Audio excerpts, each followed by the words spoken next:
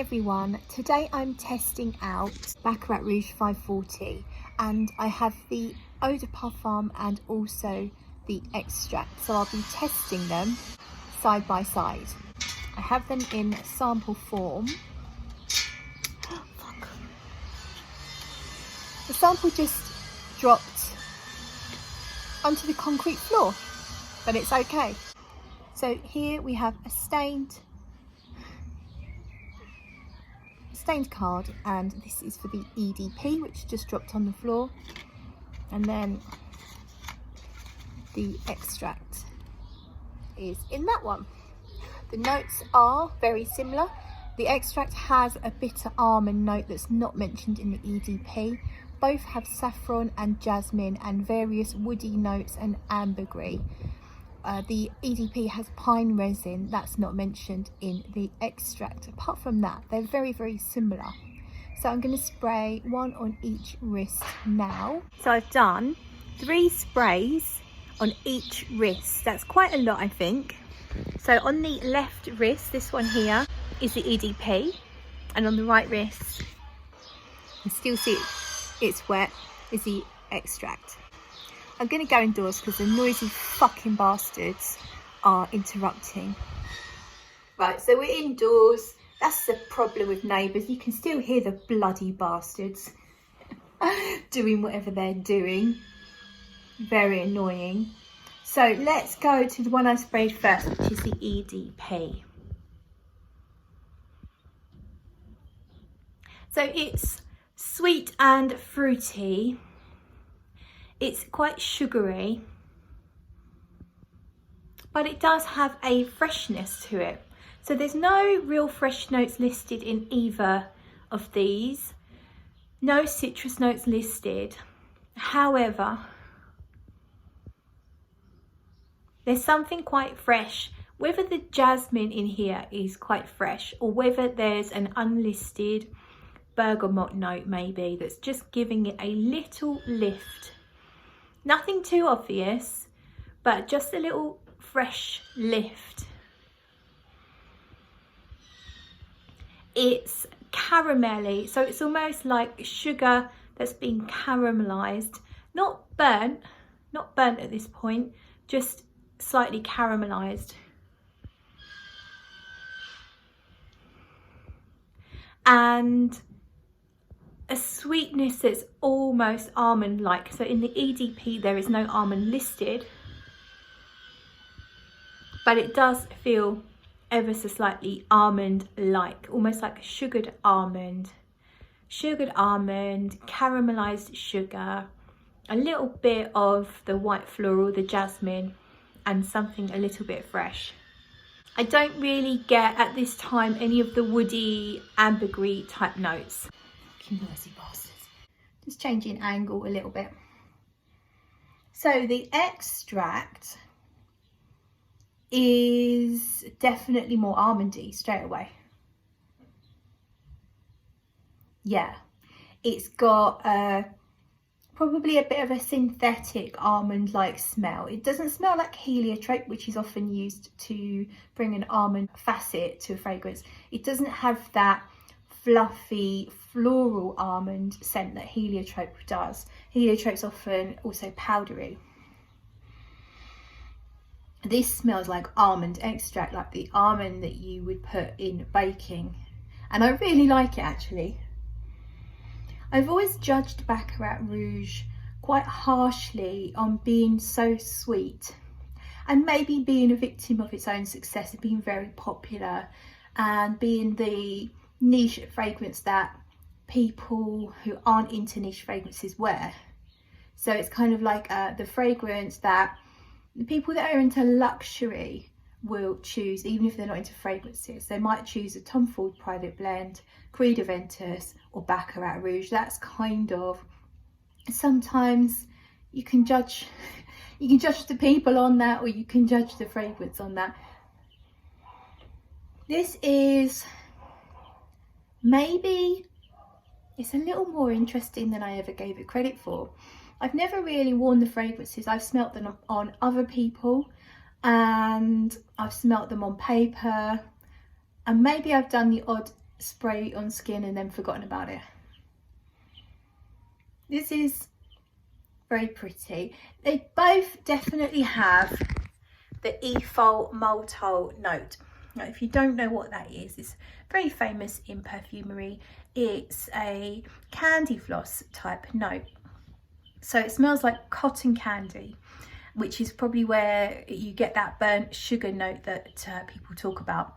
And the problem with ethyl maltol, if you know anything about perfumery, you know that it's a very cheap synthetic ingredient. So if it's overdosed, you can't help but have this snobby part of your brain that says, well, that's a cheap ingredient and that's the main ingredient in the fragrance. So you kind of feel like, well, how could it be justified at the price that it is? So I think that's where my snobbiness about Baccarat Rouge might have come from. I have some ethyl maltol. I bought some from Hermitage Oils many years ago, and it's, yeah, on its own it's actually really nice. I just have a little bit of a problem with when it's overdosed in a fragrance, like it is in Baccarat Rouge. If you don't know ethyl maltol, you might know Prada Candy, that uses it to a very high degree, and I believe Aquilina Pink Sugar does, although I could be wrong. I haven't smelt that myself, but I understand that's what it does. There are many fragrances that overdose ethyl maltol, and Baccarat Rouge probably wasn't the first. In fact, I'm certain it wasn't. Yeah, so the extract, the almond is calming down already. It's disappearing quite quickly. So there's a synthetic almond note. There's a synthetic almond ingredient that doesn't last long at all. It may well be that that's in here.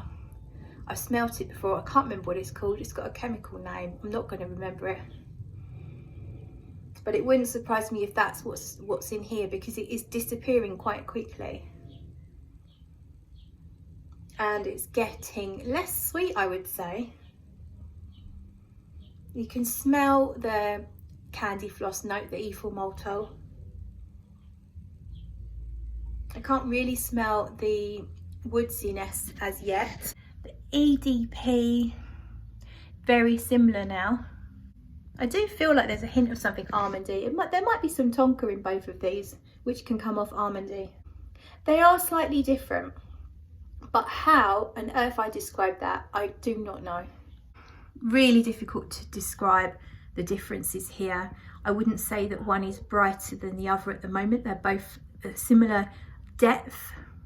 They both have a similar level of the candy floss. Something is making me feel like I like the extract a tiny bit more, but not much in it. It's getting less sweet, definitely. It may well be that the woods are starting to come through, which would then counteract the sweetness. I think I haven't mentioned the saffron. Saffron is spicy and can also be a little bit suede or leather-like sometimes. And I feel like there is a hint of something spicy and suede-like in here, but it's very low down amongst the sweeter ingredients. They're both quite smooth, a little tiny bit musky. Probably the ambergris, which I doubt there's real ambergris in here. It's probably ambroxan, but I feel like that is now starting to come through. The woodsy notes and the ambergris possibly coming through a little bit. I feel like the eau de parfum is a little bit more bombastic, slightly more, not jarring. Jarring would be too strong and too unkind, but a little bit more kick-ass, a little bit more obnoxious, I guess. I feel like there is the tiniest bit of something citrusy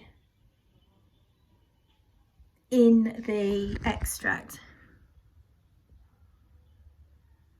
Not so much in the eau de parfum now. It's very difficult to actually describe the two and try and find the difference. Very difficult. Although there are are slight differences. It's very difficult to articulate. So I'm going to leave it there. I'm going to go on a walk and I'll come back with some more musings in a bit.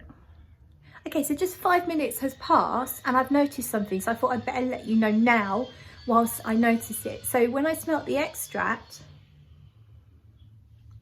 it's got a peppery note now, a peppery woodsy note.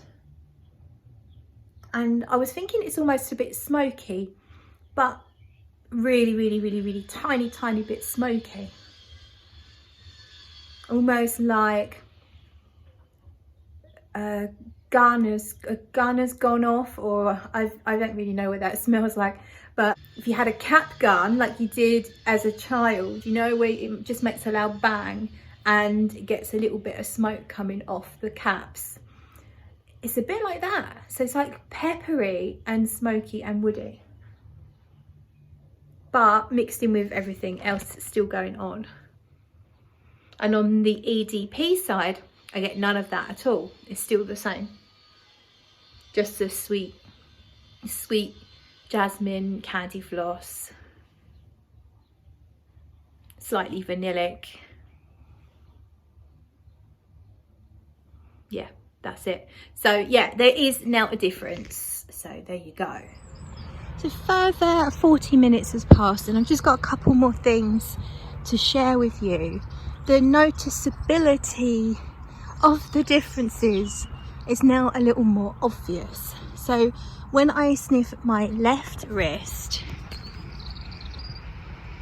I find it sweeter, a little more syrupy, a little less complex than the extract. So the extrait still feels like it's got a little more spiciness to it. Also a little more woodsiness, a little more texture. It's not quite as smooth and it's less sweet.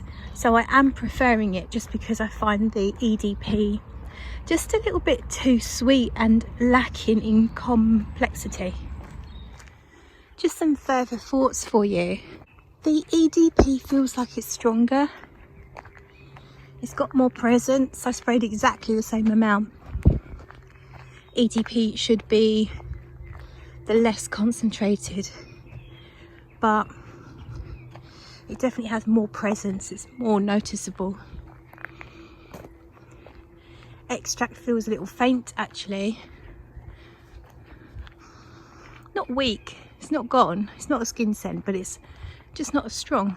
I still prefer the profile of the extract because it has a slight smoky touch still that the eau de parfum does not have at this time. The eau de parfum just feels like it's got more sugar and more vanilla and not a lot of anything to make it very interesting.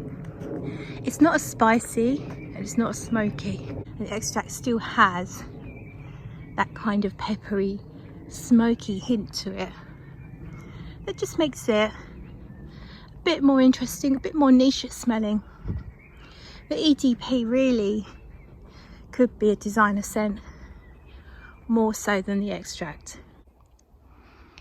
Everything today just looks a bit more beautiful. I don't know if it's my perspective. I can't quite capture on camera how beautiful this is, but it's an overcast day, so we don't really have any sunshine. Everything feels very still and mysterious today. Look at the colour up there.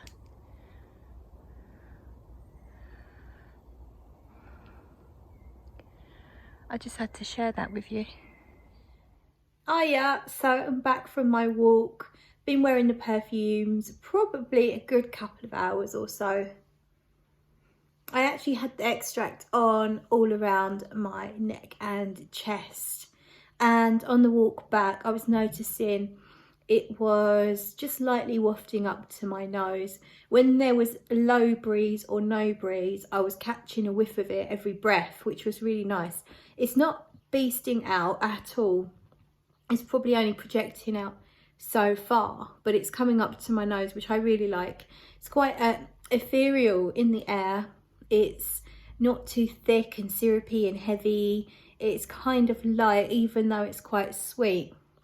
And I think in the air is the best way to enjoy it. When you do it right up close like that, it's not as nice. It is better when you just catch it in the air, which is how a perfume is supposed to be anyway. So on my wrist, it feels quite light.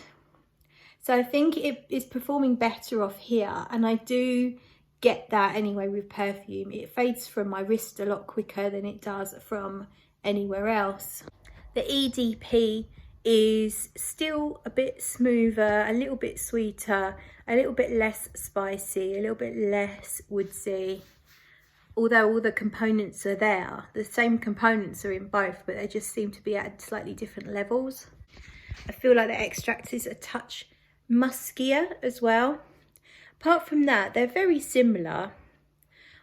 I think I prefer the extract, but I probably wouldn't buy either, simply because they are so expensive for what they are.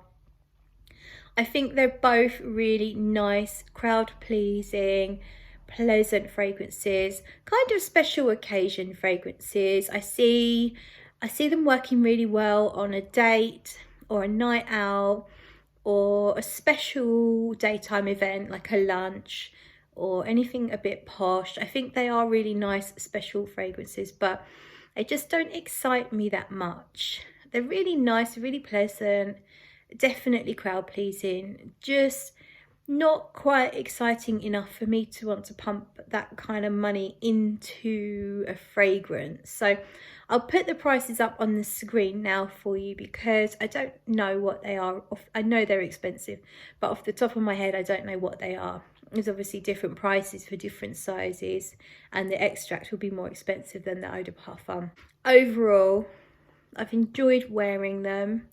I think they're really nice, and I think I owe them an apology, because I have been a little harsh in the past on them.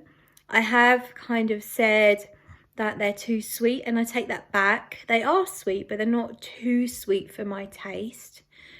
I've also said they're very synthetic smelling, and I'm not really getting that too much today. I feel like, yes, the ethyl maltol, which is quite an important component, is a synthetic, but I used to feel like the woodsy notes were really synthetic, but I'm not really picking those up today. Yeah, I mean, it is certainly not a natural smelling perfume, but it's not synthetic in an annoying way to my nose. So I do owe Baccarat Rouge 540 an apology. Definitely both variations are well crafted, very nice fragrances. That's my thoughts on them. Hope you enjoyed the video, and I'll see you in the next one.